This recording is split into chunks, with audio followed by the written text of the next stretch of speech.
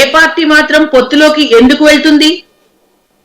Bharatiya Janata party ఏమి ఆశించడము అంటే రాష్ట్రంలో రాజకీయ లబ్ధి, రాష్ట్రంలో మేము ఏం చేస్తున్నామో అవన్నీ కూడా ఈ ప్రజల్లోకి వెళ్తోంది. మాకు ఒక మంచి శాతం పర్సంటేజ్ ఆఫ్ ఓట్స్ ఈసారి 2024లో మేము ఎక్స్పెక్ట్ చేస్తున్నాము. ఎందుకంటే ఆ నమ్మకం మాకుంది. కానీ ఏంటంటే మా అంతటి మేము స్థిరంగా వెళ్ళాలి అని డిసైడ్ చేసుకున్నాము. మేము జనసేనతో పొత్తులో ఉన్నాము.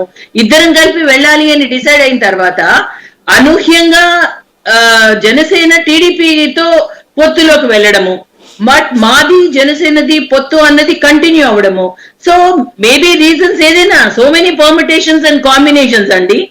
కాబట్టి అది ఏ విధంగా ఉంటుంది అని ఇంతకాలం నిజంగా అంత వెంటనే డెసిషన్స్ అయ్యే విషయం కాదు కాబట్టే కదా ఇంతకాలం డిలే అవుతూ వచ్చింది. సో ఏది ఏమైనా, కారణాలు ఏమైనా అన్ని కూడా ఇక్కడున్న పవన్ కళ్యాణ్ గారు చాలా సంయమనం పాటిస్తూ భారతీయ జనతా పార్టీ ఖచ్చితంగా నాతో ఉండాలి, మాతో ఉండాలి అని కోరుకుంటూ ముందుకు వెళ్తున్న తరుణంలో ఏమేం డిస్కస్ చేశారో, ఏమేమి మాట్లాడారో పవన్ కళ్యాణ్ గారు, చంద్రబాబు నాయుడు గారు అక్కడ అమిత్ షా గారితోనూ కలవడం జరిగింది. మిగిలిన పెద్దలందరితో, జాతీయ అధ్యక్షులు నడ్డా గారితోనూ కలవడం జరిగింది. ఇది చాలా మేధో మదనం జరుగుతోందండి. ఇంకా రాష్ట్ర స్థాయిలో కూడా శివప్రకాష్ జీ గారు వచ్చినప్పుడు ఇక్కడున్న నేతలు అందరితో కూడా వాళ్ళ అభిప్రాయాల్ని కూడా స్వీకరించడం జరిగింది.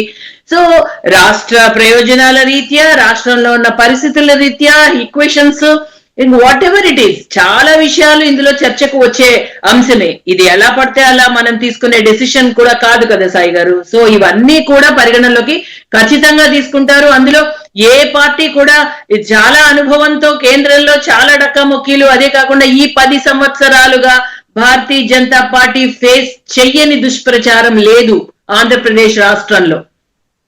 సో ఇవన్నీ కూడా ఇప్పుడు క్యాల్కులేషన్స్ లో తీసుకుంటాం.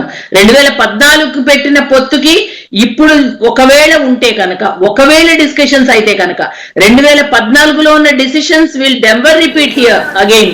అప్పుడున్న పరిణామాలు, అప్పుడున్న కాన్సిక్వెన్సెస్, అప్పుడు ఏదైతే భారతీయ జనతా పార్టీ చేసిందో, చెప్పిందో, ఇప్పుడున్న రాష్ట్రంలో పరిస్థితి ఏంటో, ఏమేమి శాంక్షన్ చేశామో, మా బలం మాకుంది సాయి గారు. ఇక్కడ మాకు ఒక కాన్ఫిడెన్స్ ఉంది. ఎందుకంటే దమ్ముతో మేము చేశామని చెప్తున్నాం, చేసిన దానికి మేము ఆశిస్తున్నాం.